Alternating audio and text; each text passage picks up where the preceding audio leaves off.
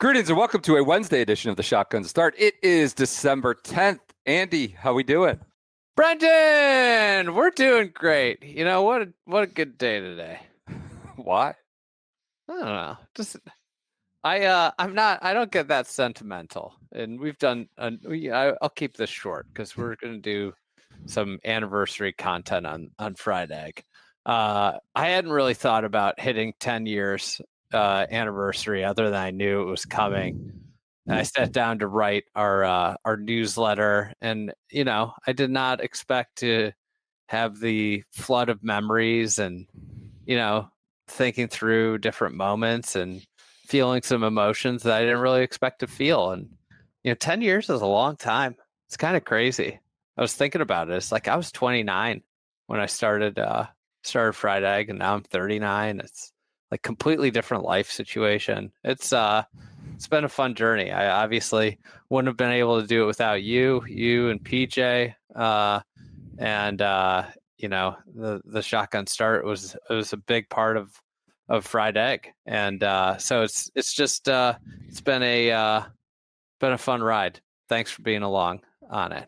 Well, apropos of the Shotgun Start, right as you were getting sentimental, my Wi-Fi crapped out, and it was kind of spotty there as you were waxing poetic, but I know it was good. I could tell you were getting. I was talking to Business Pete earlier today. I was like, God, we kind of maybe should have done a little bit more for this 10-year thing. Got Andy out there and done some. I don't want to say car wash because we don't do navel gazing, talk about ourselves stuff, or try not to too often as we do it right now. And then Business Pete was like, can you imagine the battle of trying to even get Andy's attention to think about that in advance? I was like, well, he seems into it today. I could tell you were sentimental, but only until you started looking and thinking about it last night, pretty much. Honestly, I was really busy yesterday. Yeah. I had gotten numerous prompts from Adam. I could tell how anxious he was. I don't think he thought Adam I was the newsletter. Get the newsletter done. Yeah, it's like, you know what? I did the newsletter by myself for a number of years. I'm going to get you your newsletter. Some of those stories about the early newsletter is maybe, I don't know. Maybe you're at Lottie's. You're like, oh, I got to get a newsletter done. You do them after dinner, or maybe after, a few Mike's Hearts. I don't know. I'm kidding. There were some haphazard newsletter sends in the day. Some very a lot of times they'd be done, but I wouldn't, it's the procrastinator's delight is you don't, load it into, at that point, MailChimp was our sender. And I wouldn't have it loaded in, and I'd get home on on a Thursday night from a Cubs game, and being out at the bars for a couple hours after the Cubs game, and I'd be just barely able to keep an eye open trying to format in MailChimp and send it out. And here we are. It's 10 years later. It's a massive achievement to be where you're at now and what we've done, and just think about, I don't know where you are in the game. We'll talk more about it. You're going to do a Fried Egg pod, I think, on this, but we have to continue a pace on we are behind schedule. Who would have guessed? Well, the year in review is now 7 years old. It used to be 4 episodes around Christmas. Now it's 9 episodes. This is 8, I believe. Just you're even giving yourself less credit than you deserve. This is the 8th now, but we've had 7 in the barn. This is now the 8th. The 8th is may or may not get in the barn. We'll see. Andy's talking about pulling a Notre Dame and taking his ball and going home, quitting on the season. But only after you quit do you then have to do a bunch of media rounds to talk about why you were struggling under the yoke and jammed and jobbed by the system, and that's why you are quitting. Like Pete Vivacqua is doing right now. Notre Dame is squandering goodwill in the blink of an eye. I don't know, Andy. I just wish you fought for the year in review a little bit more. The ACC should have fought for Notre Dame, who is not a member of the conference. Fought for year in review. I've been doing it for, as you just said, 8 years. I want to give you full credit. The year in review was your idea. So every time we talk about this anchor around our neck in December of doing this, I'm pretty sure it was a great idea. It's been a fan hit for many years. Everybody loves it. So I don't want to preclude this of any of our future endeavors in sports. But I've always thought that a year in review for the NFL would kill, or like any sport. I can't believe nobody has copied this format. It's probably because nobody listens to golf podcasts. But like a year in review for college football would be incredible if you released it in like the summer. March, and it was like, hey, here's everything about the 2025 year that you probably forgot, and all the inane things that happened, because that's the fun of it, is reliving the ridiculous things that happened. Like, it's there's a lot there. Go ahead. Sorry. And in a perfect one would be, there'd be 30 minutes about Notre Dame's decision to take, like people are backing Notre Dame now, but in the summer, everybody's going to be like, what a preposterous thing they did by saying they weren't going to play in the Bowls. I didn't have a strong opinion on it when I got the push notification. I was like, oh, all right.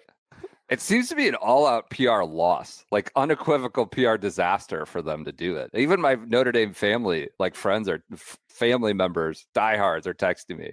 This is like the most embarrassing thing. I don't know. I'm happy. I'm happy to wallow in their own self-own here. But I guess that's what's going on. Another big year in review of college football was when the deconstructed cookie magnet, the crumble cookie fella, blocked Penn State from getting their coach. Like what kind of, that would make a golf, that would make our year in review. I know that.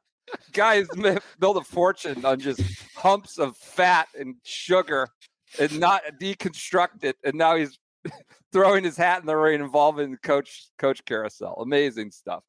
We should get to ours.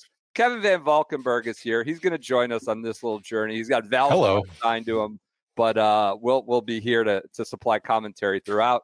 I could just play the AJ Hawk role and just sit here stoically. We gotta get you a cigar. Doesn't he smoke cigars? AJ Hawk. There's so many times I see clips and I'm like, what does he do? Yeah. Is he? I'm not a McAfee listener, but I often wonder, does he ever talk? That's pretty good. We're gonna whip through news real quick. There's actually too much news. We could do a normal ass episode today, but we're not. We're not gonna do 45 minutes and then year review. Brooks you can't say that we're not until we don't. I do always say that. Or like, this is a short one, and then it's minute 57. Brooks Koepka may or may not play live in 2026. This is a Josh Carpenter report. It said rumors abound. There is a lot of smoke around this one. Koepka has sort of never been total, water carrier for live. And these are the rumors. He may not play. I don't know what he would do.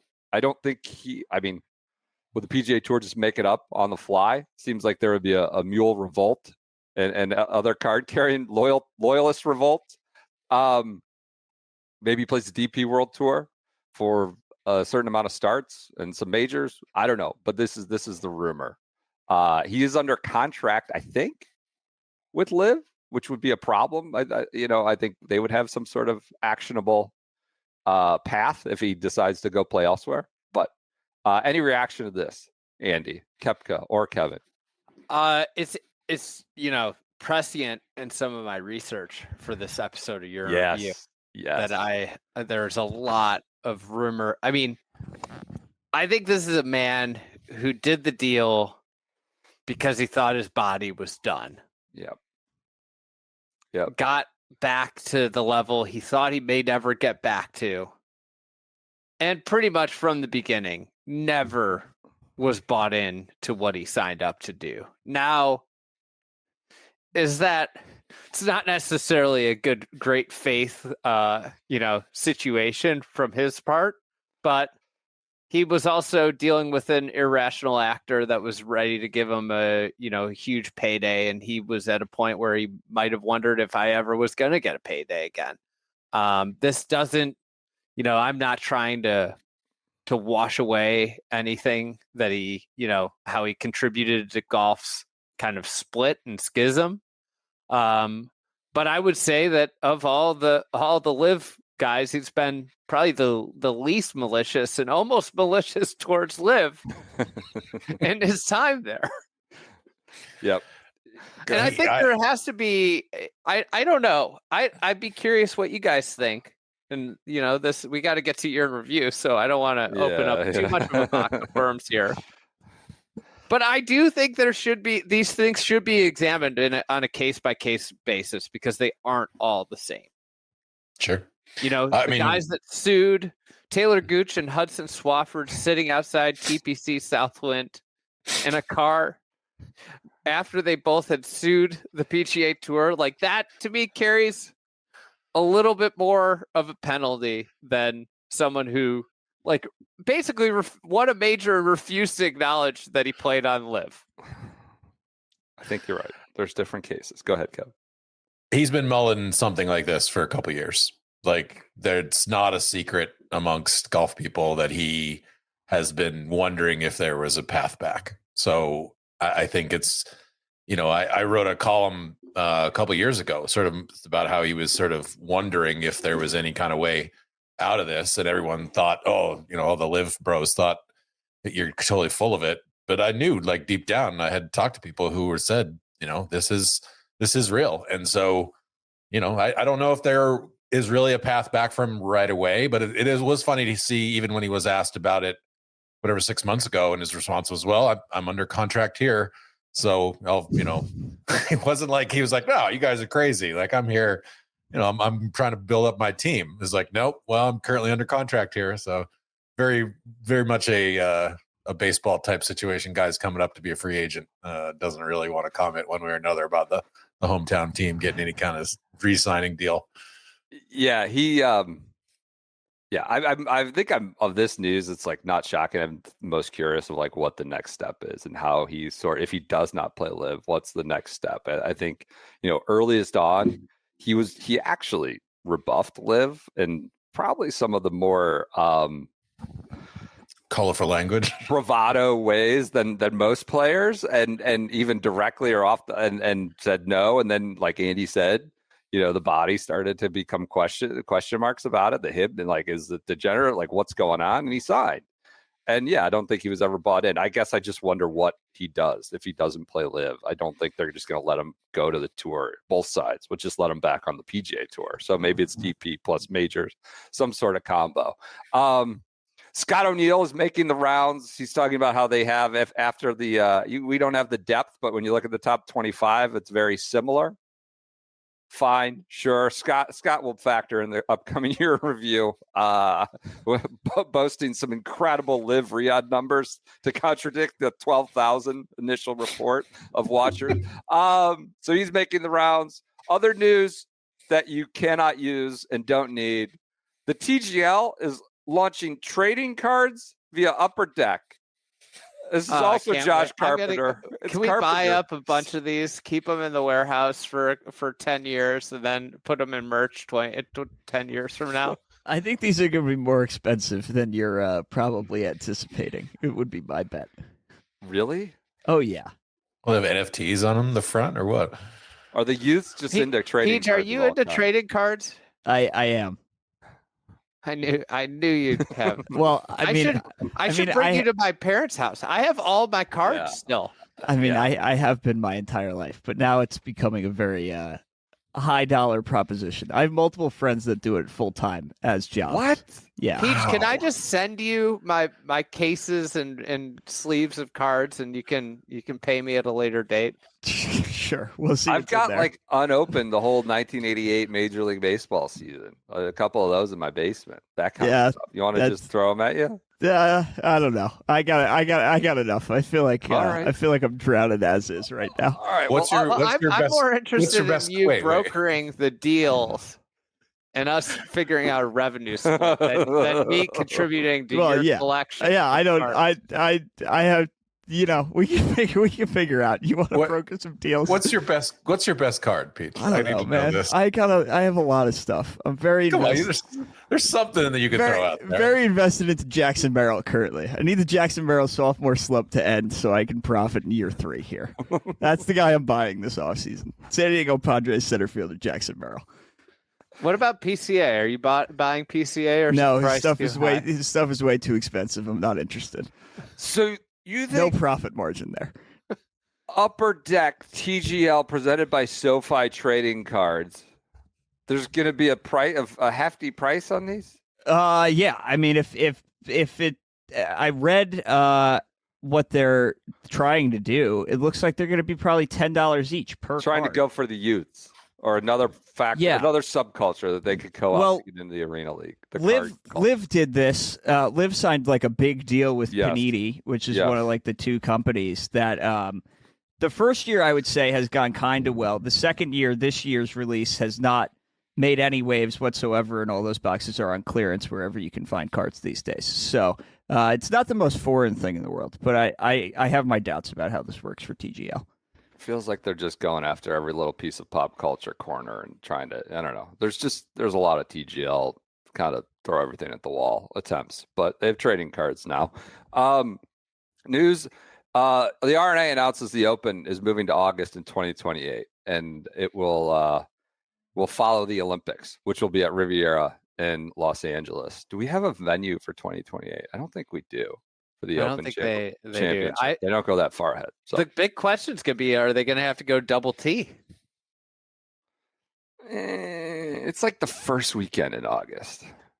Days are a little shorter. Those St. Andrews rounds, like 9:45, butt yeah. up against the darkness. I mean, I think they got to go to a place with returning nines. Is my take for 28. It's an interesting. Yeah, we're already talking about the Open. You're already getting into nitty gritty. I thought it was just going to be a cool ass summer with the Olympics at a major championship venue course like Riviera. You know what? I'm so out on the Olympics at Riv. Like so out. We're never going to get to year review. What they did in Rio, building like the Olympics has this huge thing. Restore one of the potentially awesome courses in LA that's a public golf course. Instead, we're going. Yeah, I'm just gonna hold my words there. I'm not gonna get myself in trouble on today. It seems like you're okay. All right. It's better than whatever. The 3M Open is what you're going to have that week. Okay. I just think that this could have been so much more for the LA golf community than it is going to the place that actively doesn't want people there. The Olympics, the song and dance about the economic impact of the Olympics, as we know, is all bullshit. They build all these stadiums and they go vacant. In golf, it seems like an opportunity to rehab, refurbish, and have some sort of lasting impact. Now, that said, has anybody checked on that Brazil course? Maybe it's bustling. I don't know. I'll tell you what, if they redid Rancho Park, it's bustling today. It would be bustling, and people would get to play on something better than crap. The Open will be in August because of the Olympics. I don't think LA, of all the things they had to spend money on and develop whatever, the Olympics committee and all that bullshit, they were going to kick money into building or refurbishing or renovating a new golf course. And so that they will take our criticism in 3 summers from now or whatever it is. They're going to take some heat. All right, that does it for news. There's other stuff, but there's no need to get into it. Before we get to year in review, you should go to bedratty.com. Use the promo code SGS30. I've got my Proctor hoodie on. What do you have on, Andy? Is that a P Cup Andy hoodie or Ryder Cup? Ryder Cup Andy hoodie. They've got multiple I'm cups. so proud of the Ryder Cup. Just general Ryder Cup pride and enthusiasm. They are, of course, the official P Cup partner. They have Ryder Cup merch as well. They've got Elijah Craig. They did a collab, as they call it, with the Elijah Craig small batch collection. It's built on shared values of pioneering spirit, like Davy Crockett, Lewis and Clark, Elijah Craig, the pioneering spirit, elevated elements in true craftsmanship. It's a mix of the Dratty and Elijah Craig icons and branding on a killer collection of gear. It's great for holiday gifting as well. You can use SGS30 on that stuff or anything. They got the everyday vest. I mean, it's a great cannot miss item. Like, absolute home run with the giftee is getting them an everyday vest, I would say, or an Andy hoodie. And that SGS 30, you put it in the cart, you put that SGS 30 in, whoop, it comes right off that 30% as you're checking out. It's a nice, great feeling. Support good people who supported us from the very beginning. They gave us a lot of commendations on your 10-year anniversary. They've kind of been there almost the whole way, not from those first newsletters, not from the post Wrigleyville newsletters, but pretty much since you've been on the road. I think it was about your first sponsor, and they've been with us the whole way. We know the people behind the brand. It's not some faceless, mass-produced stuff, and they have been a big part of our story, certainly. SGS30 at bdratty.com. Okay. Looked like you wanted to say something there. No, All we're right. good. All right, we'll talk You about nailed it another time. All right, let's get to year review. We left off on the Florida swing. I'm up with the Arnold Palmer Invitational at Bay Hill. I don't think we need to explain your review. We've been Oh, off for a hold week. on. What? I had one more piece of news. What's the news? This Phil Rivers stuff's amazing. What It's is- finally the What is NFL's Zach? What are we doing? the NFL's version of Russ Cochran and Jadon Blake, Jadon Blake. a 45-year-old. He's a grandpa. He's a grandpa. Well, that's a separate discussion. That's a separate discussion. I would Russ say. Cochran can take anybody that hosts a podcast, give them two aside, and play them for their car. He's 45 and has a Podcast. grandkid. He's got 11 kids.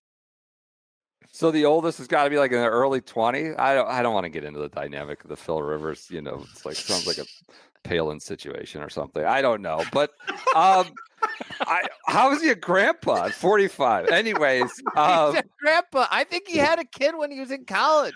okay, He did, okay. yeah. All right.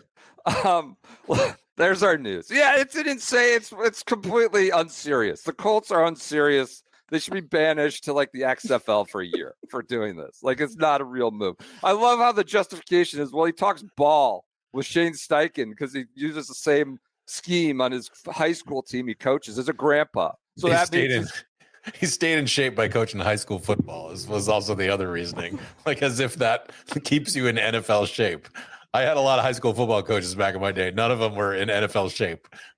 If you're a team that owns the first round picks of the team that Phil Rivers plays for, you're sitting pretty good now.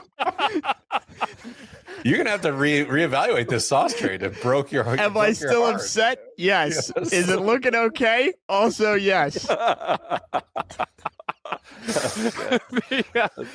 I for years in one of my leagues, I've been my team name's Phil Rivers 11th kid, and I've made the playoffs. I'm hoping for a playoff run so I could get to the finals and add them to the championship roster the day of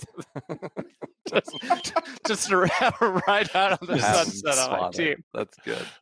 Oh, all right. Let's get to the now that we've done Phil Rivers discourse and family dynamic. Let's get the Arnold Palmer Invitational at Bay Hill. This was an incredible, wild schedule week. Wild schedule week for us. We had 3 TGL matches, an Oppo field at Puerto Rico. Real quick, What? is Phil Rivers PGA Tour comp Billy Ho? Like he would get in like verbal altercations on the field. He's just a goober. We should I just do wouldn't say Phil Billy's- Rivers year in review. I mean, what's he been up to? God, I remember watching him as like a true freshman at like NC State. He Yeah. was going to be in the Hall of Fame in 4 weeks, and now he's going to reset his clock for 5 years. I covered Phil Rivers in college. I was the Maryland football beat reporter back when they had a rivalry with NC State. When there were proper conferences and Maryland was in the ACC. Yeah, I know. Oh, Phil Rivers. All right. Great schedule week. Any more Phil Rivers interruptions you want to throw out there? We'll do that in the middle of the Masters. We'll still be talking about Phil Rivers. Rory's waiting in the fairway on 15th. We're gonna have an update on Week 1 Phil Rivers and return to the NFL. That's gonna be the theme for the rest of your review. 3 TGL matches. It's an incredible week of sports with Notre Dame saying we pass and Phil Rivers being in the discourse. It's absurd. It is. We have an opposite field event, a signature event in Bay Hill, and the Cologuard Classic. We just have too much. We're overloaded. Speaking of Koepka, this week, Freddie Couples comes in and says, I talk to Brooks Koepka all the time. I love Brooks Koepka. I'm not going to say anything extra except what he did. I talk to him all the time, and he wants to come back. I will say that I believe he really wants to come back and play the tour. This is via some radio, KJR 99.3 FM. I don't know what Fred's just calling in to request songs or something on the oldie station and giving takes. I don't know. Whatever. So that was the radio station. Phil hears about it, sees it. Phil, as is his wont, he tweets, said if it's not true about these comments, he damaged a relationship which he cares about with Brooks. If it is true, he took away Brooks's control of the timeline and narrative.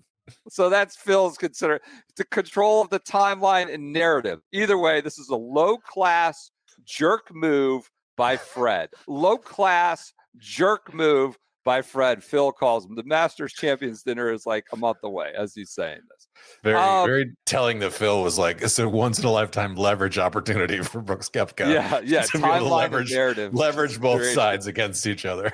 Timeline and narrative. I feel like jerk is a word that's gone by the wayside. The Z's, PJ would never use the word jerk. And, it was one of the greatest lines in maybe the greatest television sitcom of all time. The jerk store called, and they're all out of you. We're running out of you. Yeah. Also this week, Joe LaCava and son Joe Jr.'s will be caddying together at the API. They put Cantlay and Joe Highsmith, who just won the Cognizant, together. And it's like we're getting caddy featured groups now, caddy influencing. What's going on? The tour is just thirsty for these made up narratives. You know what it is? What? They saw the success of Braun and Bronny, and they wanted to replicate it on the tour. What success was that? Ooh. Just wait till Charlie starts getting exemptions and Tiger starts taking exemptions. The father-son exemptions tour. When Charlie what are we? Probably 8 years away from that. Yeah, it depends. I mean, there's some thirsty tournament director out there. It could be 8 months away. You never know. I mean, his potential sister-in-law just got an exemption into an LPGA. So potential sister-in-law. This is the most Mad Libs. Well, that's coming this episode if we get to it. Love is in the air. All right, MasterCard this week. The MasterCard is changing things up for the API. This is from our newsletter. They did sponsored segments highlighting player caddy convos to eliminate commercial breaks. Nobody really understood what this meant. I guess they were just doing listen in on player caddy convos, and we're going to put a big MasterCard logo over their heads. I don't know, but there were fewer commercial breaks, except at the most important moment and highlight of the championship, which we'll get to in a minute. Russ Henley chipping in at 16. This is according to Josh Carpenter. MasterCard will also have an on-site quote-unquote creator studio that allows creators to make content and network with others. Who are they networking with on the grounds of Bay Hill? Some retirees. Live Golf executives must be kicking themselves for not thinking of this one first, according to Carpenter. They also sponsor, and which I tweeted, I don't want to even be around anymore, that meme from I Think You Should Leave. Elsewhere, MasterCard is partnering with Web3 fashion brand 9DCC for its own apparel and accessories collection. So some MasterCard web brand merchandise with Web3 9DCC apparel. Cologuard Classic, we were very hyped about this. It featured 33 of the top 36 players from last season's Schwab Cup standings, and PJ is like, this is basically better than a signature event. TGL sort of lost the plot. I mean, it was off the rails. We had karaoke night is what I'll call it at TGL. Celine Dion, for reasons that I still are unclear. I guess she's neighbors with Tiger on Jupiter Island or something. She attends TGL and sings with none other than our friend. I thank you for your spirit, Mr. Marty Smith. Important question I needed to ask, Celine, and that is, which song from your catalog best represents your golf game? Okay. The one that comes to... Oh, some people have suggestions. People have opinions. But that's good. I would say near, far, where? Come on, you didn't where? Oh, they cut his mic. He starts singing. They cut his mic. You're not bad. I'm coming to Vegas. I'm gonna come to Vegas for. I mean, what is going on? They did him dirty there.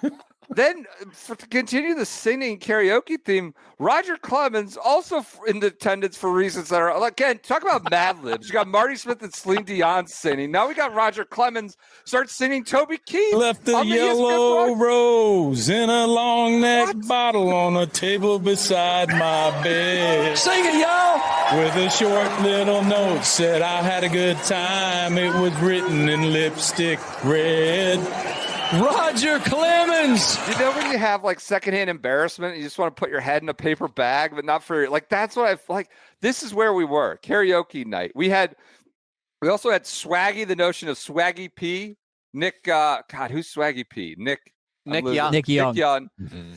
We called him Swaggy Tom Kim because he had like a chip from the green zone that was going in. He flips his club and starts walking towards the camera, except the ball didn't go in. It ripped out, and it didn't count. He thought he'd won the hole, and it never went in. So we called him Swaggy Tom Kim. Boston Common had a hype video that felt like parody, but I think was serious. And you got David Ortiz. Man, we don't go down that easy. Never have, never will. You stack the odds against us. That just makes the comeback sweeter. People talk like we are done, like we ain't got a shot. Please, you almost forgot. This is Boston.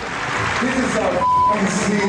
We have been down before, and we flipped the script, broke the curse, make history.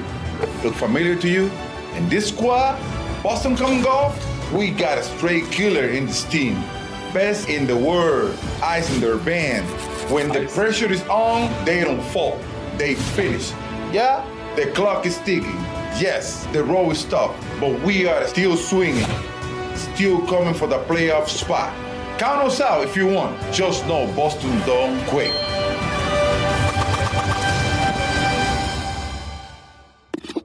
Despite the go! Come on, baby. Not over yet. The rousing words from Mr. Ortiz that Boston would go on to be the only winless team in the first season of TGL. But, they got an analogy off to the 3-0 deficit of the Yankees Red Sox.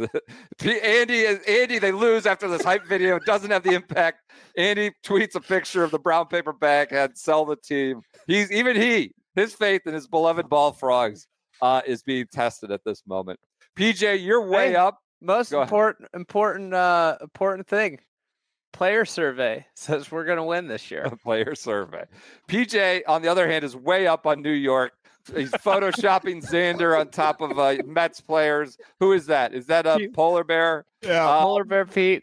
Polar bear Pete. So you're way up. Andy's way down. The vibes could not be more different and separate on your New York Boston.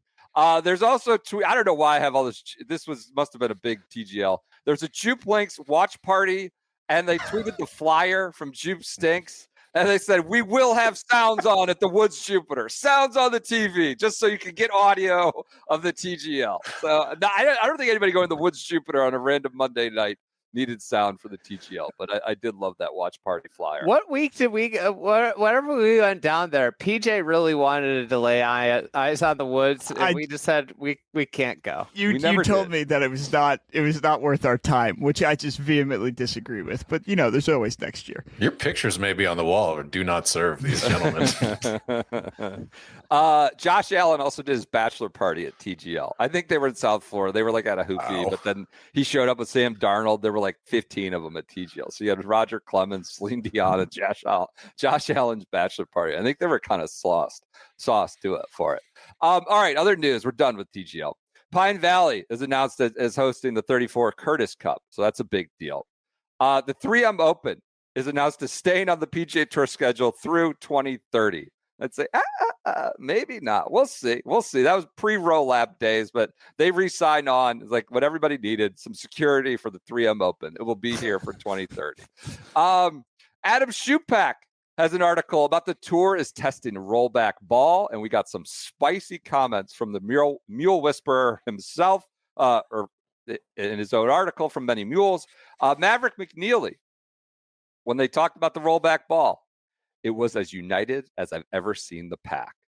So united against the rollback. Then we have, I think this is McNeely again. I think it's a bad idea. I can't get on board. There are so many more steps we can do to mitigate distance with golf course setup, driver setup, before you force companies to R&D a bunch of things. Oh, think of the companies. Think of the R&D. Brian Harmon, I hit it a lot shorter. The farther you hit it, the less you are affected by the first version of the golf ball. It's the first version, but that was the finding. This is, I think, Lucas Glover. It's not a way to grow. I can't do Kevin's voice. It's not a way to grow the game. I can't do it. Not a way to grow the game to have people hit it shorter. It's stupid and reactive like everything else. The USGA and R&A never get ahead of anything, and that may be true. Guilty maybe on that one. It's stupid and reactive like everything else. USGA and R&A never get ahead of anything, and they need to do something drastic on the back end to make up for it. They're breaking the world record in the 100-meter. They don't make it 110. Guys are shooting 3 points better. They don't move the line back. Well, they've tinkered with that at times. They haven't made the goalpost narrower when the field goal kickers got better. They might consider it, knowing the NFL Competitions Committee. So this might be the time that the Tour and the PGA of America say, we're out. It would be nice if somebody took a stand for us for a change. They may take our lives, but they'll never take our titleists. Maybe this could be the opportunity for the Tour to do that. So he wants further fragmentation, it seems like. But nice for somebody to take a stand for us for a change. So we had a lot of fun. Nobody is ever in the history of the world looked out for professional golfers. It's true. It's sad. So he's saying, Tour, Don Rhea, Jay, break us off. Break us out of here from these shackles of the USGA. All right. We have TGL rights deal info, $10 million from Josh Carpenter for 2 seasons. We get that. Like, oh, that's a lot of money. Maybe not relative to the other leagues, but for a startup. Cameron Young tees off at Bay Hill with an AirPod in. I don't know if he was warming up and immediately hits it out of bounds. OB, professional. Like Cameron Young forgot to take his AirPods out. I assume that's what he does on the range. The boys were distraught. Immediately OB. He shot 82. Just joined lunch, too. He just joined lunch. Most recent lunch guest. Rejoined lunch, yeah. We're going to bring this up in part 3. We needed to feel more comfortable. So he tees off with the AirPod in. People have fun. Shoots 82 in the first round. Not good. Conditions were tough, as they often tend to be at Bay Hill. Max Homa shot 81. Aldrich Potgieter topped it on 6. Right into the lake. I tweeted the fish are jumping at Bay Hill because you have this like big splash. Like it's right. It's, whatever, 60 yards in front of the tee box. Fish are jumping out at Bay Hill, just straight top, right in that lake that Bryson so memorably drove. I think that was 6. It looked like 6. That was pretty good. That was a highlight. I like that it's the shot tracker said 216 on that. Yeah. Yeah, no, it was not 216. What else do we have? Brad Faxon shares on the broadcast. Rory McIlroy had his old fairway woods transported 2.5 hours from his house to Bay Hill, and a house in South Florida, Bay Hill, via Uber, and that had to be a first for the driver. He was asked about it. He said, yeah, there was a little bit of I guess you had to put the new woods in play, and the spin control was different. You're just trying to get into this new stuff. There's pros and cons to it, and it's a blessing and a curse at the same time. They have to go through these 12-month club cycles. We've heard about this many years from many different players, but this leads to how much did he tip that Uber driver? How about Uber in the car, a golf club from wherever, Jupiter area up to the swamp, up to Orlando, the other swamp. Roy would not win this week, struggling with the old woods. He would win the next week. PIF negotiations are ongoing. This is obviously very, very hot at the time. Rory's asked to comment on it. I think it takes two to tango. So if one party is willing and ready, the other isn't, it sort of makes it tough. Now, this is, if you listen to part 1, part 2, part 3, on the heels of like, the ink is like starting to hit the paper. The deal, there's draft announcements. The deal is happening. We're going to, commence it, just sign it off. It'll be done. Now it says, I don't think it's ever really felt close, but it doesn't feel like it's any closer. Takes two to tango. Joel Beal said had a source that said ego, misunderstanding, and selfishness. This is now a stupid game of chicken. I think this is post White House meeting. He had a long article. I was going to read from it, but we may be short on time. Joel Beal was all over the story. He goes, negotiations have hit a significant impasse. Two high-level sources with direct knowledge of the negotiations disclosed to Golf Digest. The tour delegation arrived in D.C. last month, confident, convinced that Trump's tacit endorsement had tilted the balance of power in their favor. But at the White House meeting, Al-Ramayan left bewildered and incensed, characterizing the tour's proposal as not merely inadequate, but disrespectful. The misalignment has crystallized into the hardened perceptions, with each faction now harboring following assessments. PIF officials think SSG, they're wary of that. PGA Tour think LIV has fulfilled its fundamental purpose, just like it is like screeching halt when we thought we were at the goal line. Very, very much, got in our own way, trying to punch it in. It's just the tone and tenor from essentially part 3 to whatever this is, part 4, just flips overnight. Though Beal did right. One certainty emerges from this impasse. Donald Trump's proclamation that he could orchestrate reconciliation within 15 minutes of his admitted first term has proven disconnected from the complex reality of professional golf's entrenched power struggle. Collin Morikawa, of course, leads Bay Hill by 3 with 5 to play. He would eventually lose it, stall out a bit. Russell Henley chips in at 16. Did I share this absurd graphic, PJ, about the players and Bay Hill winners at the same year? This is the PGA Tour just ramming the players. Who does this? Winning the API and the players in the same season. Tom Kite, Tiger, Jason Day, Tiger, Scotty Scheffler. This is the golf version of the Thad Young graphic, where it's like Thad Young, MJ, LeBron, Kobe, and Scottie Pippen. And it's like 12 points, 6 rebounds, and 4 steals in a game or something like that. Just to get Thad Young in there. What a trailblazer Tom Kite was, I guess. NBC just trying to make the players factor of everything. Of course, NBC, as Henley's overtaking Morikawa, NBC comes back late from commercial. This leads to everybody, pop culture, mainstream media, sports media, like, what the hell? This wasn't just golf nerds weighing in on coverage with coverage takes. Dave Portnoy shares a video, like, incensed, like, I don't watch golf. Is this what happened? Like, NBC is just taking it on the chin. I haven't been watching golf lately, but why is golf just the worst at TV? Like, here's a commercial, and they're showing it, commercial. This is a commercial, cool commercial, by the way, but still a commercial nonetheless. Commercial. Let's end the commercial, right? It's a cool commercial. And then they get back to live golf, and we're towards the end of the tournament. There's a guy one shot back on like the 16th or 17th hole. Rolex commercial over, back to live broadcast. This guy Henley just took the lead. Are you kidding me? Like, what's the point of watching golf if you miss the most important shot of the whole tournament? The worst person you know just made a great point. I mean, the ball, they come out of the Rolex ad, the ball's on its like third to last revolution going in the entire tournament. NBC took it on the chin for a few days for players. You don't have the fried egg tweet where Austin puts it over Miracle. Austin took the Rolex commercial, and then if NBC was covering the 1981 Olympics and it's Miracle like, on Ice, you come out and it's like just the players like, rushing to each other. You don't see the goal. Russia's over. Russia just lost. Miracle on Ice, but nope, they missed the whole thing. Rolex into players swarming each other on the ice. That was a good mashup.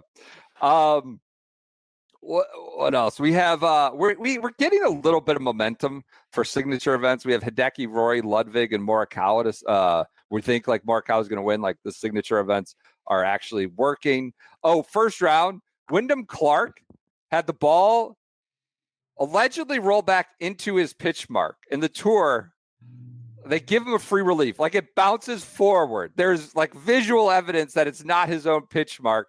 But they give him free relief. Tour DMCA's the video. Like everybody's all over this. Like what he just took free relief. It was basically like you go up to, you don't like where your ball's lying in the fairway. Allegedly, it was his own pitch mark. Tour DMCA's all evidence of this. That was a massive controversy. The third hole on Friday that like just overtook golf Twitter for a day. Liv Hong Kong. DJ finishes solo dead last, 19 strokes behind Sergio Garcia and behind Anthony Kim, Dustin Johnson, DFL, and Liv Hong Kong. It's like just a disaster. Maybe his lowest moment.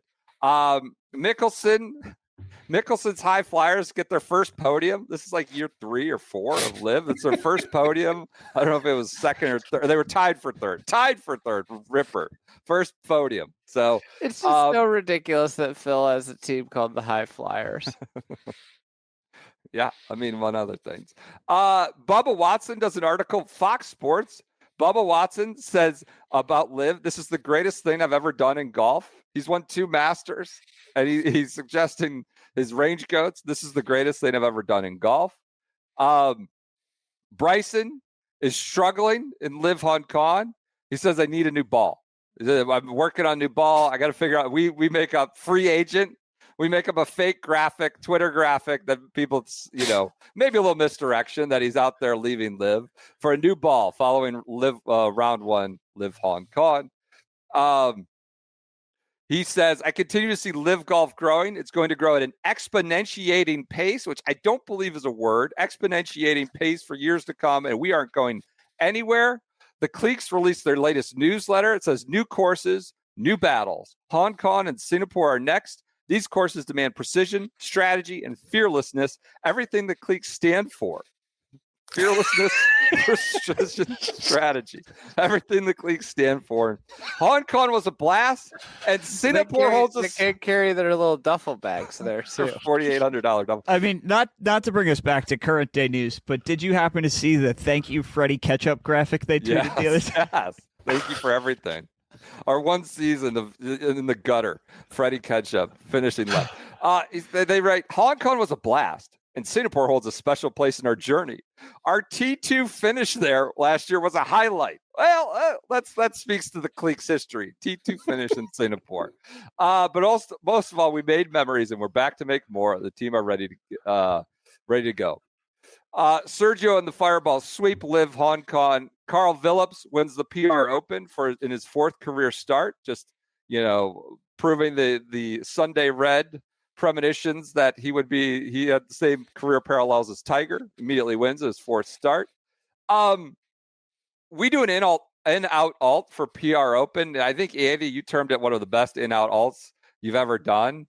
Do we have any clips? Did I share any clips Johnson for that, PJ? Wagner, Golf Channel analyst. Come on, no. I know Kisner's part-time in and out on the TV and playing side. Wagner's full-time. He's doing his hijinks. He has the chipping yips, all-out yips on TV. Throws a mean fastball. He says he hit 73 at the Players last year. Yeah, he's out there. He's out. You can't get me with this one. There's no way. He is an alternate. No! Come on. I like that you're wearing your deep stinks. He's not playing, though. If he gets the call, he's I've got television today. Yeah, so that was Jay Wags, a full-time broadcaster, was an alternate at PR Open. He ended up like 2nd or 3rd. He was close to getting in. He did get close. I think I had texted him, and I was like, are you going to make the trip down if you get in? And he was like, no, I'm not going. That's good. That's pretty good. Steven Alker and Jason Karen battle it out in a playoff for the Dump in a Box Classic, which just had PJ, just a pig and dump in a box shit. That was a good one. Jason Karen, the club pro. Logan McAllister, Friday golf belt wearing fame, wins on the KFT. And big news, Jason Day is waiting for clearance from Augusta National for his Malbon scripting for the upcoming Masters. This was provoked like a lot of articles and tweets and reactions and fashion thought pieces that they're waiting for clearance for Malbon for his scripting. That does it for Bay Hill. Obviously, Henley comes back, clips Morikawa. Morikawa doesn't speak to the media, but this wasn't really a thing until the subsequent week. It didn't blow up until like the Monday following. Everyone's like, well, Collin declined press and he was out of there. And we're just like, this was kind of peak Collin Morikawa drama. So we're on to the fifth major, the Players Championship. The Players, we're here. We're here. I've got the early part of the week. Yep. So let's take it away. I think my favorite thing that I found was an Eric Patterson tweet, which was a screenshot of a Brooks Koepka story. Do you guys remember what early Live Singapore yielded? I do, because I sent it to PJ, but I there's no way I would ever remember. KVV? No, I don't remember. So there was incredible. There was Live Singapore Champions Dinner, which means that Brooks Koepka and Talora Gooch are just on a date together. They're the two past champions. The Champions Dinner for an event that's only been held twice. So this is probably my favorite find so far of your review research is this exact the fact that there was a Champions Dinner when there has been two winners. They're on a date. That's pretty good. I love they have this big procession. Look at it on the YouTube. Brooks walking through some sort of parade. Yeah, it looks like Brooks dressed up too. Untucked shirt, sneakers, some khakis. Trotting about like why the hell am I here? We need to roll back Champions Dinners. There's too many now.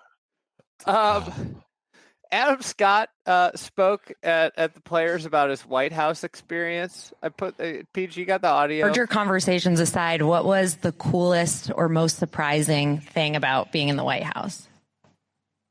I think it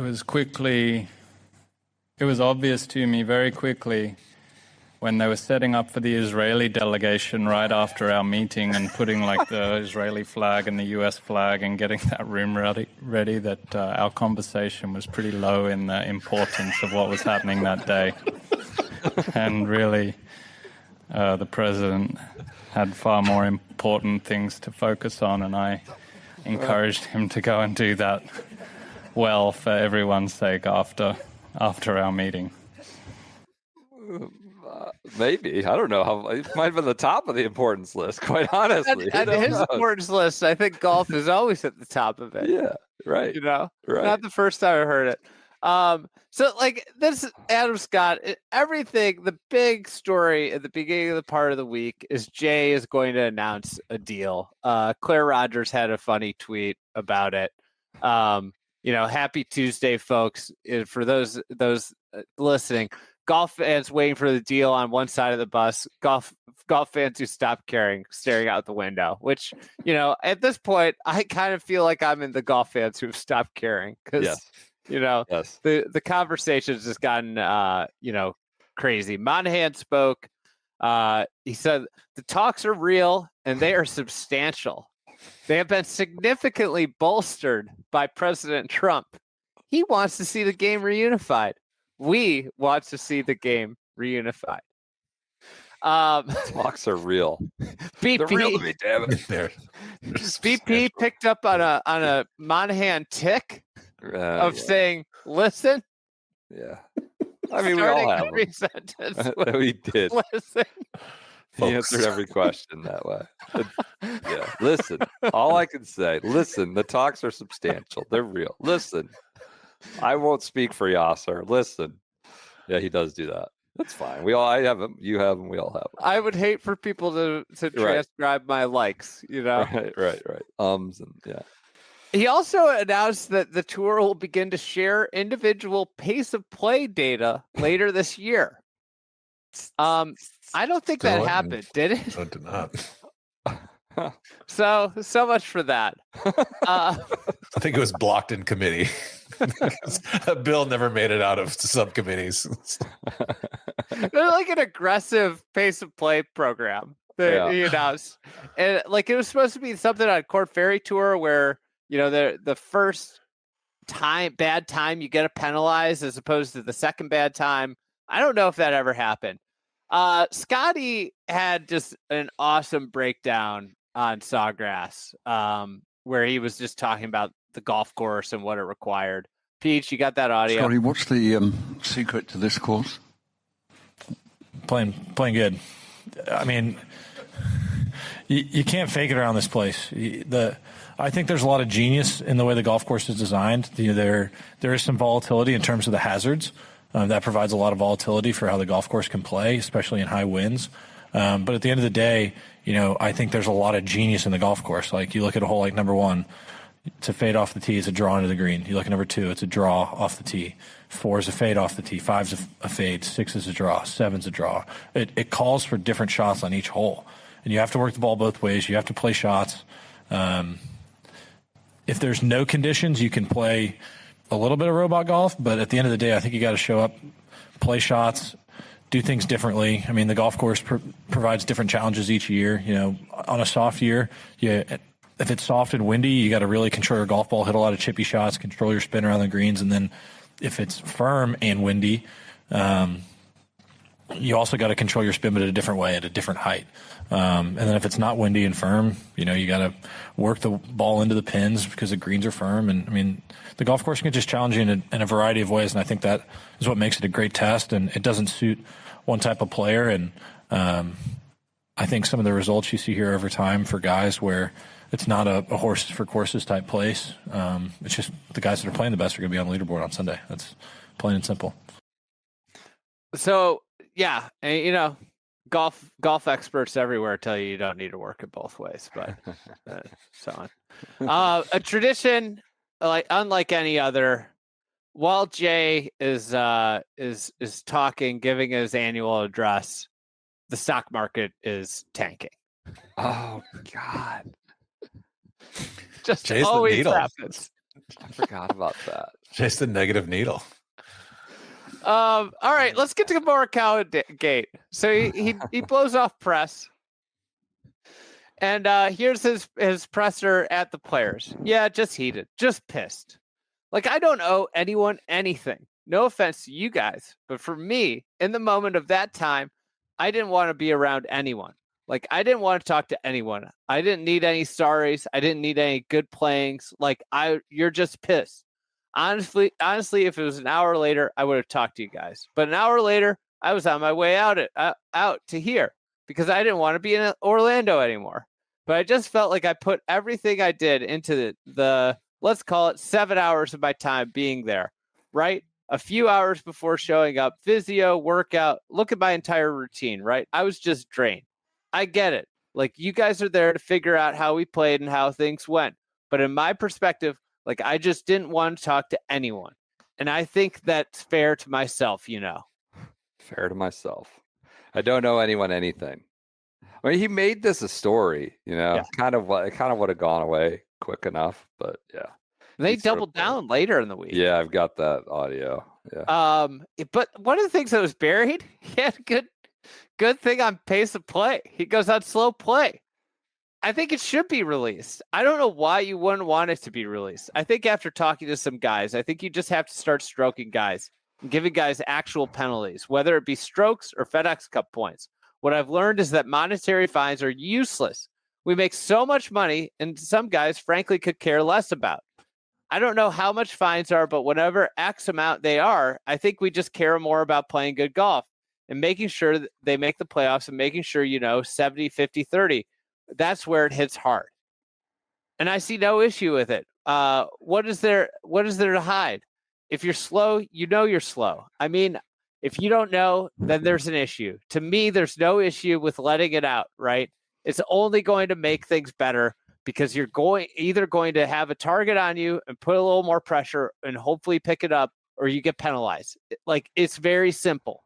But I think fans need to realize that slow play is not going to fix. Like, if we pick up 10 minutes of pace for this week, the fans won't realize it at all, like zero. So that's not the issue with watching golf, which I would contend that makes all the difference in the world. Yeah.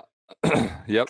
Where did I put the Morikawa's got some interesting takes, I think, when you get through some of it, the doggy boots and all that. So, but go ahead. This is where it broke contain.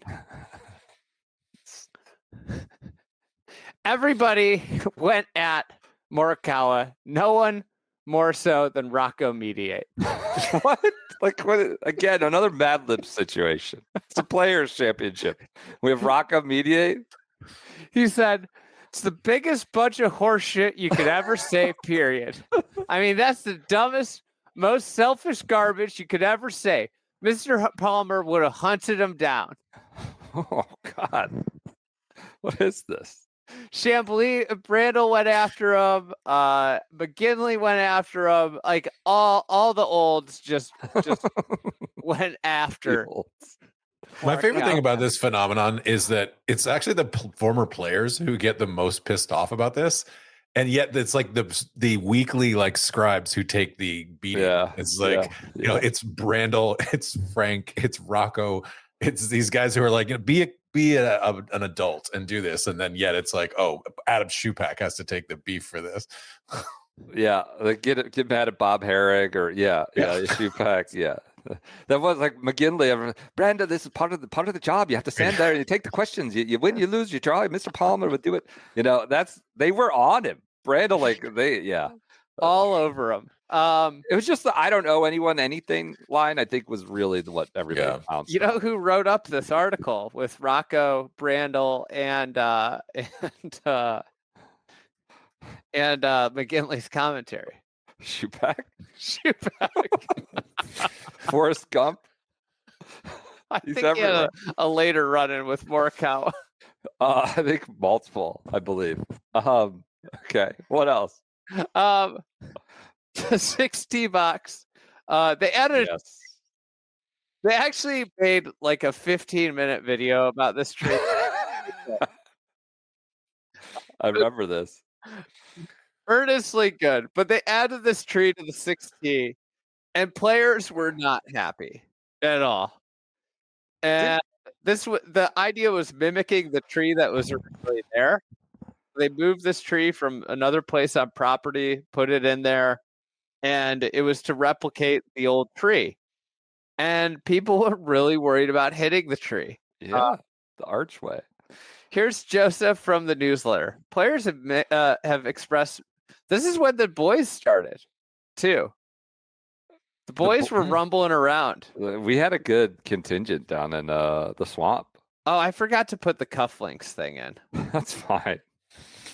The rookies got their cufflinks, as always. It's not catching on. Another year, it's not catching on. The cufflinks aren't a thing. Stop trying to make the cufflinks happen. But PJ was there when Tosti got his I was going to say, watching it happen live and watching them like expect it to be the PGA Tour expected to be a thing, and Tosti just wanting nothing to do with it is something I'll never forget for the rest of my life. So just for people that don't, most listeners do, rookies, the players get some like cufflinks in this grand ceremony. Here are your Tiffany branded. It's the blue box. They make a big social media deal out of it.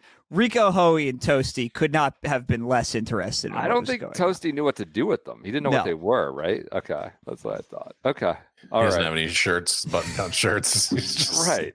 They are kind of a relic. Nothing but zip-ups. This was a big Tosti week, too. A big Tosti. One thing I remember about the tree, Andy, is like the tour claiming on their 15-minute video that it weighed a certain amount of pounds or tons.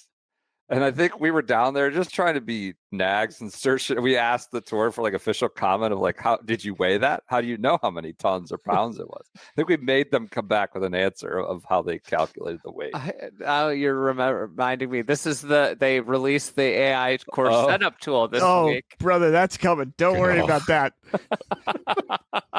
And I got into an altercation with the PGA Tour comms employee, which I'm not very proud of. It wasn't one of the highlights of 10 years of running Friday golf. A dust up about the AI course setup tool. That was Speaking of Mad Libs, that was good. You know what? That was good. You know what? They came at me hot, and I met him at the mountain. Yeah, you met him with your fists up. I have never seen somebody just match the energy immediately. More than that. PJ was just standing there like, I was like bewildered. Okay, all right. Oh shit. Felt bad about it the rest of the week. The AI course setup tool. What'd you lose your credential for? What'd you get kicked out? Oh, I got in an argument about the AI course setup tool. Hold on, we've forgotten it's the Morgan Stanley AI course setup tool. Important notion that we would hate to leave out here. All right, so Lamagna on the 6th hole. Players have expressed mixed emotions about the reinstallation of the tree overhanging the 6th tee box. But after watching 2 days of practice rounds and now seeing the tree in competition, I'm a proponent. Players can comfortably launch their stock fades on nearly every tee shot on the PGA Tour. So I welcome a distinct change of pace. Restricting players' airspace is one of the few effective ways of forcing them to hit different types of shots, which exposes players who aren't in full command of their game. Very astute observation. Sure. If you're really playing well, it's super easy to change your trajectories. But if you're just a little off, that ball can go wild places. And we saw it that week. If you watch the shot trails, I mean, there was some bad left shots of players trying to hit like a trappy fade. Here's Joseph goes on. I watched a diversity of tee shots off the 6th tee on Thursday morning, ranging from a Bob McIntyre shot that barely stayed out of the left-hand water to Nate Lashley driver that nearly smoked the tree to a couple flares out to the right into the pine straw. The hanging tree adds character and provokes a reaction from players and is in accordance with Pete Dye's vision. I'm a fan. That was in the Fried Egg newsletter. That's why you should be subscribed to the Fried Egg newsletter. We got KVV this year too. I mean, it's a good newsletter. Subscribe. There's not even a space for a lowly, shitty writer like me anymore. I've been phased out of the newsletter. Big swings only, Andy. Big swings only. Joseph, this was a tweet. Just asked a player if there are any holes at TPC Sawgrass that belong on our Design Disasters Insta page. The response, the whole place. Pete Dye sucks. Sick. I'm gonna let PJ just take this because he was on eyewitness account. What do you remember about Tosti's hole in one? Oh, Toasty boy. I have the video here for it. Describe the scene, though. So, as you're in the background here, I don't know if you can hear it, but you can see it a little bit. The Creator Classic is going on. The Creator Classic is on like 13, and Tosti is on like 17. So Tosti spins it back and then runs down to the front of the tee box where the water is, and then is just waiting for his caddy to throw him in. We later find out that this was agreed upon, that if he made a hole-in-one, that his caddy would throw him into the water. Tosti gets out. He's sopping wet. Joseph and I encounter him on his way to 18. You can hear his feet squishing because there's water in his shoes. He tees off on 18. We walk up the fairway with him. Tells us it's his first hole-in-one ever. He's got random people coming up, walking the rope line with him, showing them the video they took on their phones. And Tosti's like, here's my number, text it to me. It was just, and I mean, well, Brendan may or may not get into it. Like, Tosti was in like third place, like making the turn on Thursday. Like, he started playing very, very well, and it was set up to be the week of Tosti at one point. But yeah, Tosti's ace is something I'll never forget. I was just blessed to be there and beat the Creator Classic to the spot. Oh, he did. He preempted the Creator Classic. He stole the shine. I forgot about that. Yeah. Yeah, that was an hour before. It was catnip central. Yeah. We've been on Tosti Corner for a long time, and this made him like mainstream. Oh, we also had this from when Joseph and I talked to him on Tuesday, where he says, Maniac. If you could fit 10 golf balls in a row in the fairway, I'm hitting driver. Because I believe Joseph asked him, are you going to hit driver on 6? He was like, why wouldn't I? If it's wide enough, what do you mean? 10 golf balls stacked against each other, I'll hit driver. There's a little Tosti Tale. Total maniac. That's good. That was a highlight. Yeah, Tosti. Tosti was the star of the early week. I love the heron or whatever that was, the osprey flying away, skittering away as he jumps in the pond at 17. I've always heard that pond is actually 3 feet deep. Like you could walk all the way out to the island there, and it's just mud. It's visually deceptive. They got to go down and get the tournament used hazard water for sale. They got to be able to collect that. All right. One of the things that I appreciate was that Joseph and PJ not watching the Creator Classic, but rather two young enterprising journalists looking for stories such as Tosti jumping in the water. You would think we would be the Gen Z demographic they were trying to get with the in-person Creator Classic. Not us. We're here for Tosti. You could have called Grant Horvat for anchoring in that Creator Classic. I wouldn't have been alone in doing that. I forgot about all that. I guess we're there. The Creator Classic, They see diminishing returns. Sure. I think the audience was about half the size of the East Lake audience the first time they did it. I know that there were players grumbling. Maybe some players like for a big tournament to attempt to go out in the afternoon and simulate what it might be like on Sunday afternoon. Playing the back nine. It was close. It was close at the PGA Tour's premier event for a bunch of YouTubers. You can go over to the yards, hit up over there. And the reality of all this, which has been proven out, the masterminds of the PGA Tour, doing their live thing, is that the best form of this product is post-production. It would have ensured wildly bigger numbers. And you could have done it without disturbing your biggest tournament. What you want to be considered a major championship. Oh, you've got DOD and Johnny whatever just messing around. I mean, if you had an afternoon Thursday tee time, you wanted to go out there Wednesday night afternoon and simulate whatever you could, but you can't. So, anyways, interesting. Trent shoots like 100. Yeah, That was he was the star of he was laying up to tee boxes on certain holes. He had a better around the green strokes gain number than Wesley Bryan, though, I think, if I recall correctly. They had strokes gain for that?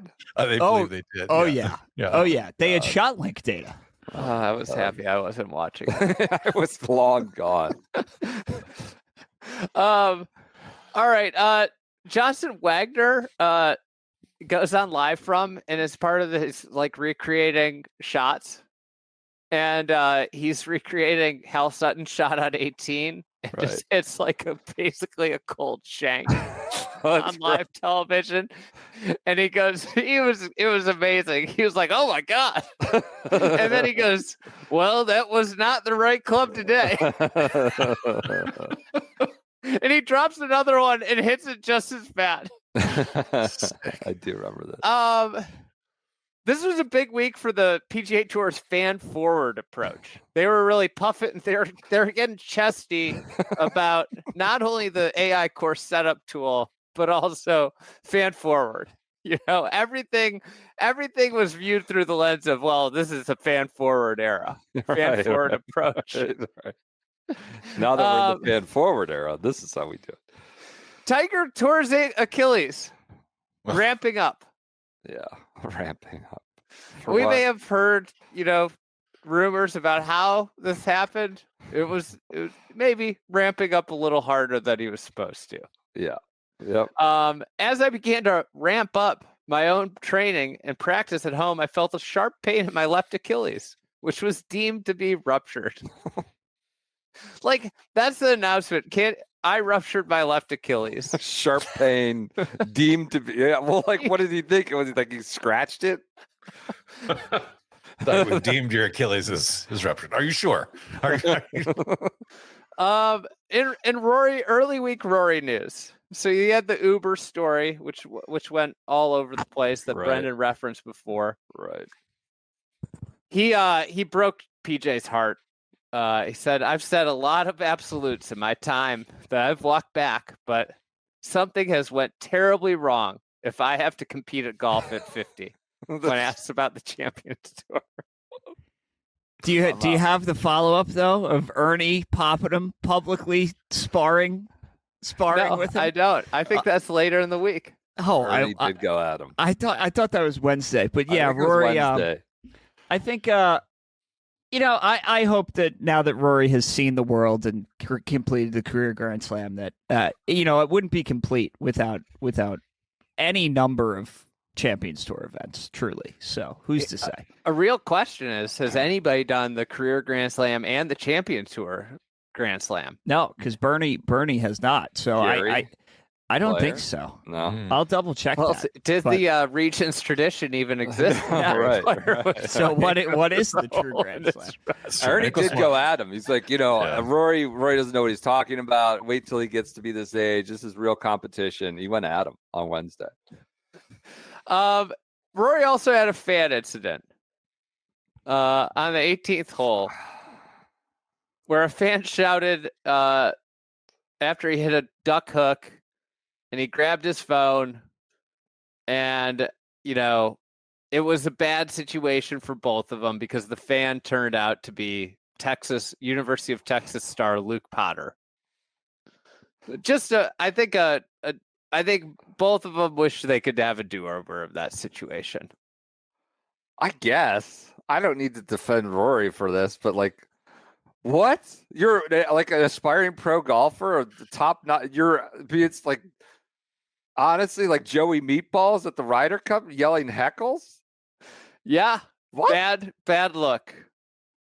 Bad luck. What he said, just like 2011 at the Masters. I Yeah. think was the heckle because he pulled it left.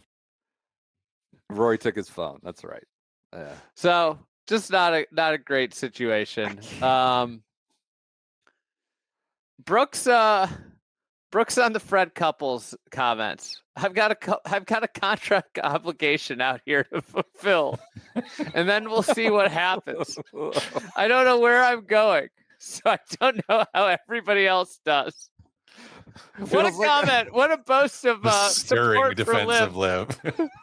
You got Bryson on one hand talking about exponentiating businesses and EBITDA and all the growth, and then you have Bryson like, well, I don't know, got a contract, but well, play it. Last sad news: John Feinstein, great golf writer, passed away. Obviously, wrote some great books, great columns.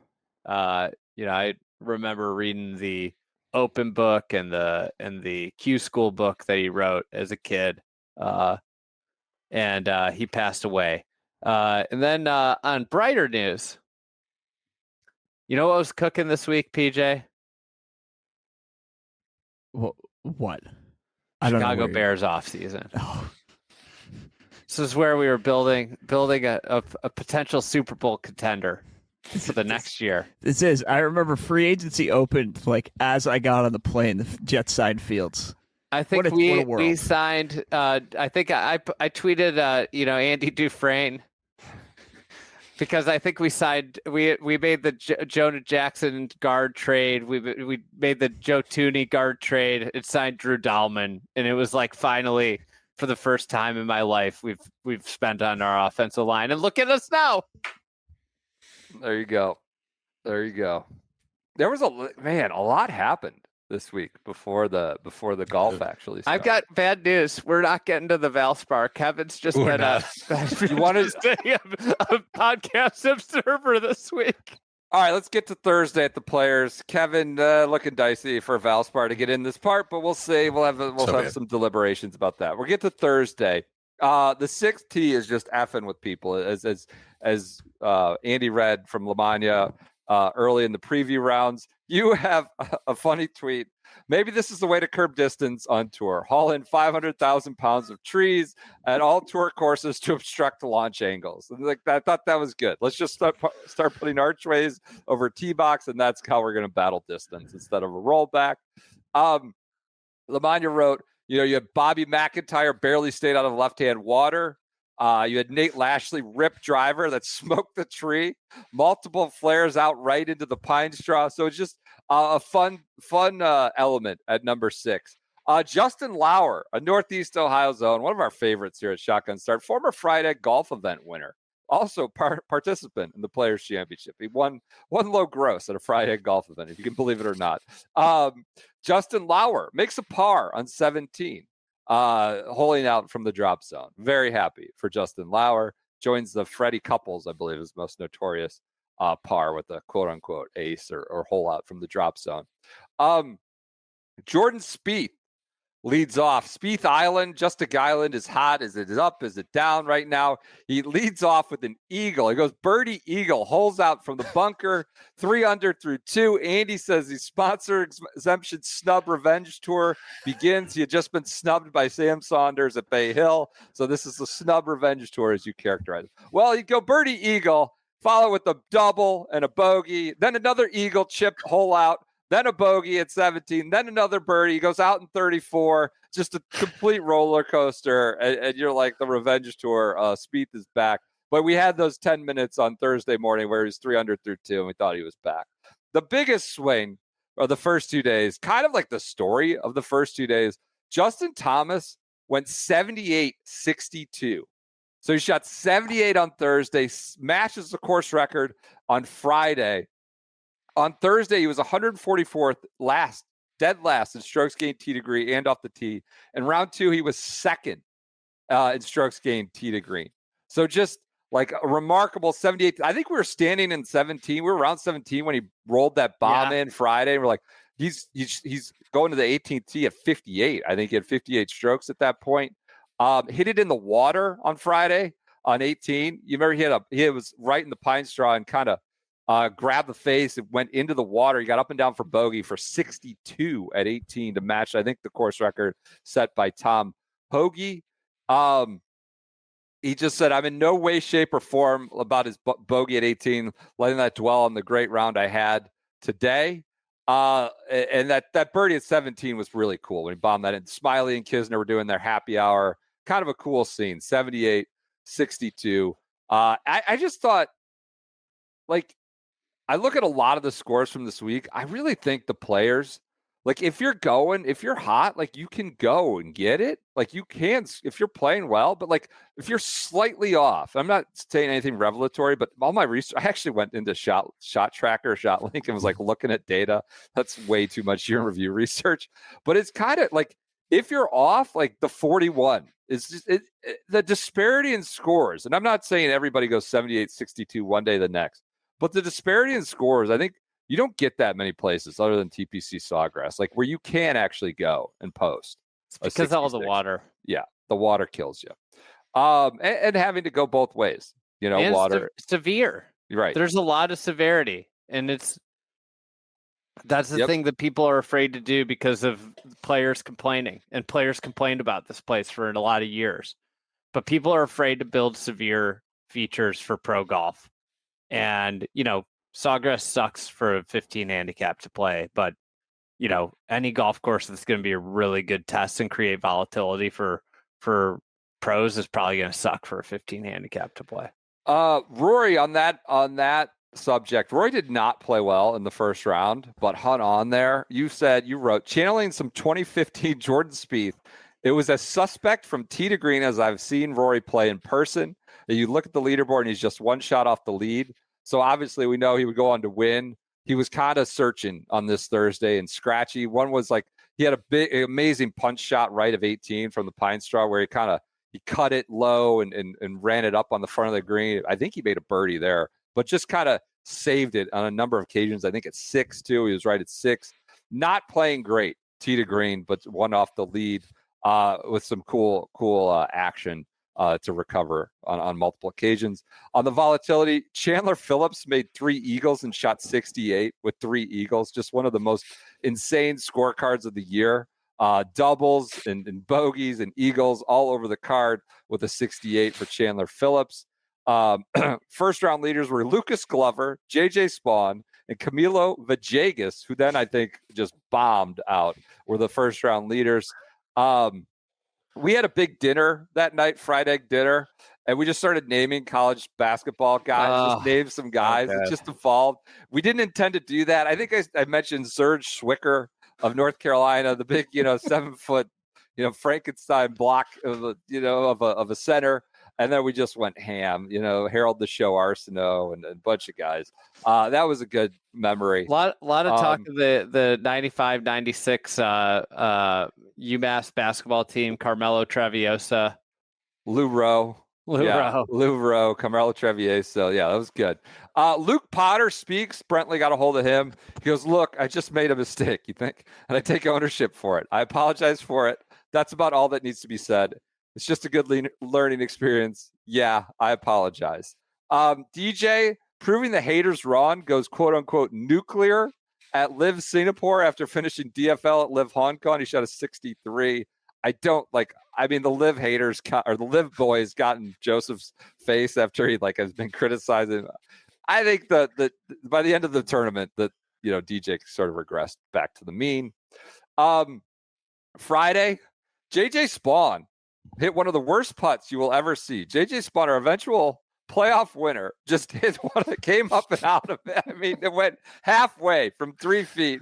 You're showing it now on YouTube version. And this could have been the difference. I mean, of course, you could calculate that throughout 72 holes, all sorts of ways. But yeah, one of the worst putts you'll see, JJ Spaun. There was an overhead drone shot that got Andy all worked up that showed the difference between the Dyes course, the Valley course, and the stadium course, where you can see the overseed. You see the lush green on one side, and then the other course to the right here. If you're looking, this is what it could look like, and this is what the sort of the Disney World overseed look on one side. I think the PGA Tour shot the drone out of the sky immediately once they started going public. Andy, for reasons that are still unclear, was walking around with hammers, and Claire Rogers tweeted, "Look at him throw the hammer. He wants to." I don't know why or where you picked up this hammer. Oh, it was right by a tree. It was clearly used to move the post. But Claire had a funny quote about throwing the hammer. Alejandro Tosti does a walk and talk, and we're like, this is where we've come to. We're at the 5th major, and Alejandro Tosti is doing walk and talks. I think PJ reminded me. Does he miss the cut? He was leading and then misses. He's heartbroken. He's despondent, right? He was 5 under through 6. He was on fire, does the walk and talk, and then makes a quad on 16 and completely bombs out. It was truly he'd seen devastated. Yeah, Joseph wrote a very good article about it. Yeah. He had a fire engine red lab putter. It was just ridiculous, fire engine red, just ridiculous putter.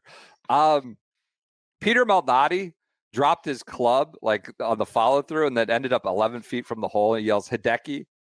Some people yell Kobe. He's yelling Hideki on the dropping the club. Pepe Peter with some interesting takes. There's some shuttle angst. Andy's not happy. You were like the dog with a bone about the shuttle, waiting for the shuttle to get out of there. Illinois down 26 at half, and a half-hour wait for the media shuttle is ruining my Friday night. Maybe the tour can use the AI setup tool to work on logistics and shuttle strategy for the course setup. You were like a dog with a bone with the AI course setup tool. You were so mad about the shuttle wait while Illinois was getting their doors blown off in the Big Ten tournament, I believe. The AI course setup tool. I haven't heard anything about it since. No, we haven't heard it. Morgan Stanley's not getting their money's worth on that. Last but not least, I didn't have a lot for these days.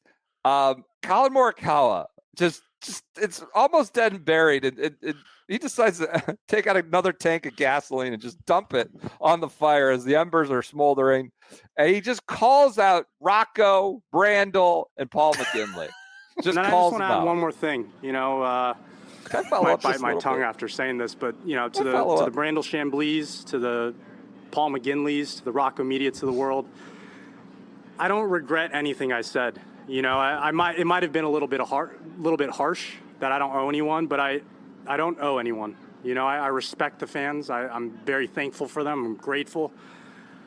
You know, it makes me emotional, but it hurts to hear people say this, and especially you guys, because I finished the round and I went to go sign for 10 minutes, 15 minutes for all the people after. Not a single person from media went to go follow me because I don't know, but that's me. You know, for people to be calling me out is it's interesting. You know, it doesn't show anything. I mean, look, I get what you guys are saying, but I was there. I was signing for every single person right after the round, whether they wanted it or not. I finished second. They could care less. Whether they wanted it or not. I'm going to leave it at that. All right, so thank you, guys. Give me your fucking program so I can sign it. I don't care. You don't want an autograph? Sorry. I'm signing it. Sorry. I need to filibuster the media for a little longer, so I'm going to sign your damn hat. I mean, again, I have actually a lot of empathy for Collin. I think he's just getting himself twisted in knots over the thing, but it was like a molehill on Sunday, and then he blew it up on Monday, and then blew it up again on Friday after Rocco and Brandel. That was the best part. Oh, I'll just add one more thing. He could have been done. Yeah, he one just more had thing. Brandel to do it. Rocco. You know what a great leader would do? Times over the last months, I haven't measured up to those standards. I apologize for that. Complain about how long we're going. You're playing Rhea from the PGA meetings in Frisco. That's for the February episodes. We haven't even gotten the Don yet. We're so far from Don still. I don't think there's no way we're finishing this year. We'll see. All right, we're finishing Saturday, Sunday, Monday. All right, players. Before we get to Friday, before we get to Saturday, Friday night at 11:47 p.m. My choice for tweet of the year. The PGA Tour tweets out, changes to holes that the players were well thought out and aided by AI. Senior rules official Stephen Cox explains how the AI course setup tool helped make changes to TPC Sawgrass, presented by Morgan Stanley. This is a 7-minute video about the tree on 6 and how AI helped them make that decision. Buried on a Friday night of championship week in college basketball at 11:47 p.m. Morgan Stanley needs a refund. They clearly were embarrassed about this. So this is tweet of the year. This is tweet of the year. Share it at midnight on Friday. Just get it out of there. Am I seeing PJ? Am I seeing a question mark too at the end of that? AI question mark with the mind blown emoji. Andy, was your mind blown when you heard about this? No. Actually, it was. It was actually in the wrong way. Yeah. In a negative way. I just had to call this out. This is tweet of the year. This is burying sponsored content 101. This is impressive work by the PGA Tour. I appreciate what they've done here. Saturday, that social person should get a raise. I mean, that's the way to do it right there. The PGA Tour's top FedEx Cup performers will arrive in Maui at Kapalua Resort's iconic plantation course to play the Century and start the opening drive of our 2025 season. To pick up my daughter, and she's gonna be sitting there crying on the curb, and why are you late, Dad? Oh, because we were talking about the Bears off season and Philip Rivers. Philip Rivers' 11 children. All right, my daughter's birthday dinner. I'm gonna skip it because we had to get through your review. Saturday morning, the weather forecast comes out from PGA Tour comms. Gusts of 30 miles an hour expected after 4 p.m. This is awesome. Saturday and Sunday, but especially Saturday, is just insane with the weather. You have the final pairing of Akshay and Minwoo Lee, who just get completely blown out to sea. Minwoo shoots 78 from first place. Akshay shoots a 75 from second place. I have some visual aids here. Akshay finds himself on the range at one point, completely out of position, having to take a drop from here. Right. Minwoo is in a forest. I believe this is left of 6 or right of 6. This is those two blow up, cannot handle the wind. Billy has comments on the wind because, of course, he does. No God-honest control of my golf swing, and I don't know where the golf ball is going right now, so I'm trying to get into the house as fast as I can. So everybody's out there struggling with the wind. In the morning, PGA Tour puts out this persimmon video to honor Calvin Peete. They have Ludwig, Scotty, a whole bunch of guys hitting persimmons and baladas. And he quotes over the top, "I love this video. Look at where these drives are landing on 5 with persimmon. I wish they had the TrackMan numbers. I don't understand how anyone in good faith cannot argue equipment being the major driver of business after watching this video. I am shocked the Tour posted this." So that was some good Saturday morning catnip. Tour kind of tweeting out like receipts there on their own incriminating evidence. So the Cam Carson Young pairing is Saturday afternoon. This was just I sought this standard bearer out immediately. It was on a beeline for this guy. Young Cam, young Carr. They both sucked. They were both terrible. They both got blown up by the wind. Cosm, the sphere-like place, puts a camera in the pond. KVV, as you alluded to, this looks like three feet of water or so, as this guy is in a diving suit installing this camera for they have an event to watch the players on the weekend. Yeah. In the dome-like thing. Will Zalatoris holds the lead of the Players' Championship at 4:15 on Saturday. I just wanted to note that for posterity. It's probably the last time he'll come up this year. Makes a quad on 14, goes 34-44, and ends 11 back after being in the lead on the 12th. I forgot about this. Yeah. So just pour one out for Willie Z. Billy Foster and Matthew Fitzpatrick breakup news drops mid-Saturday. That was a big social media play. Billy Foster posted about that on Instagram. The wind is just breaking brains. Will Zalatoris has a meltdown on 16 after a bad kick. Scotty is yelling at the wind and complaining how much better does he have to hit the ball, yelling at Ted Scott on 18. Yeah, this is a harboring fair police things to come. Danny Walker goes out super early, shoots a 66, inserts himself into the mix, gets out before the wind starts going crazy. 5 rounds in the 80s. 5 rounds in the 80s on Saturday. Grumpy Griot hustles to break 90. I believe he had shot an 86, but really had to get on his horse there to come in under 90. I have a great Lucas Glover quote I won't even try to do an impression for, but experience says that if you don't let the conditions get to you, you have a better chance of survival. After Saturday 71, which was one of the better rounds out there. JJ Spaun is your solo leader after 54 holes and has a great moment in the press conference that I will play now.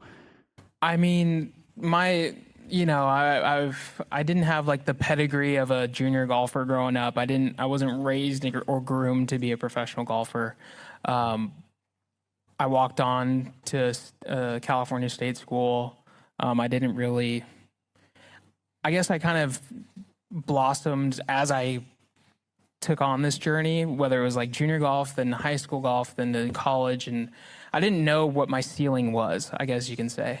And I still guess I don't know what it is. But if you're to say, before I turn pro, like, hey, you're going to win a PGA Tour event, you're going to play 9-10 years out there, you're going to make some good money, and you're going to have fun doing it, like that would be a great accomplishment in my terms. So, but yeah, I mean, who knows? The sky's the limit. Who knows? Who knows? That Good guy quote. would obviously go on to win the U.S. Open. Saturday night, Brandel is on Live From. He says that Sawgrass was not designed to play hard and fast and is complaining about the wind and how everybody got blown out to sea.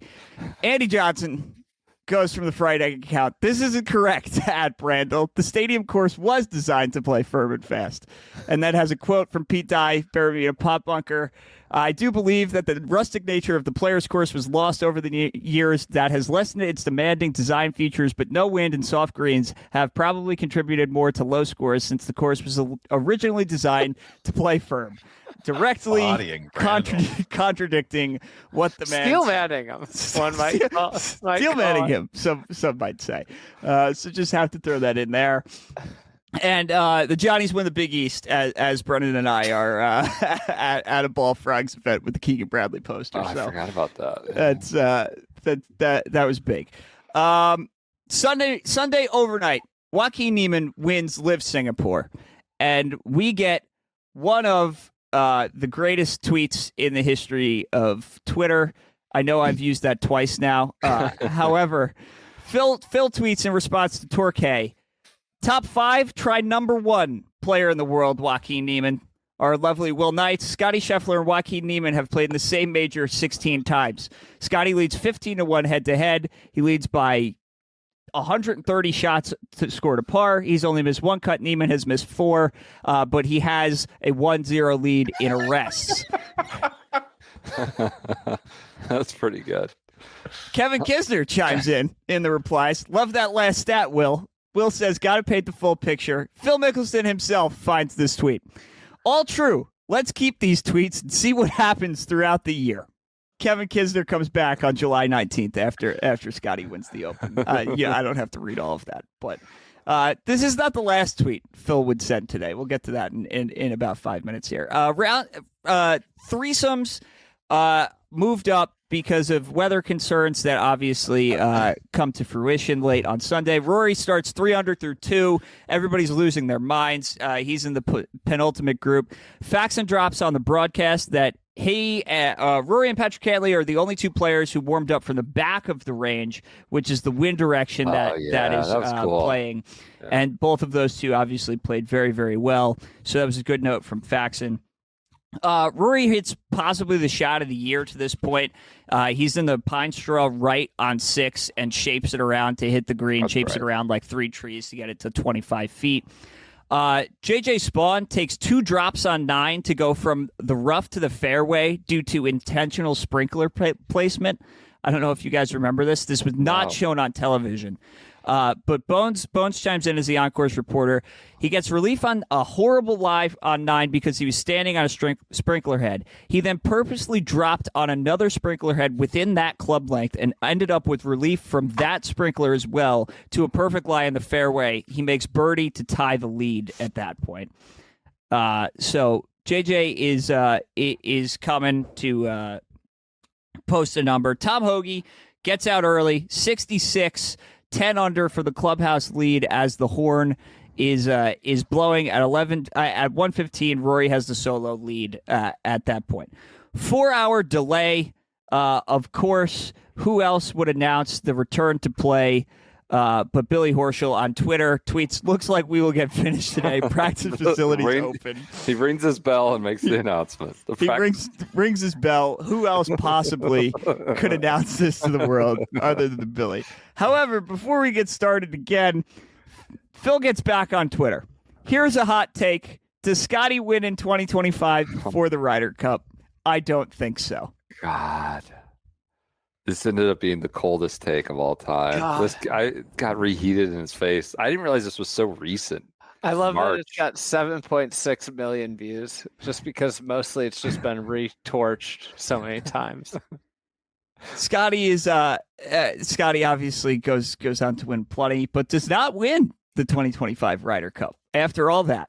So Phil jinxed everything on that.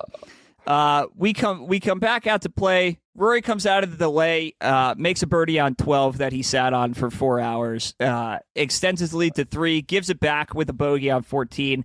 He lips in a very slidey, like 4.5 footer on 18 that he almost missed to get the clubhouse lead. Yeah.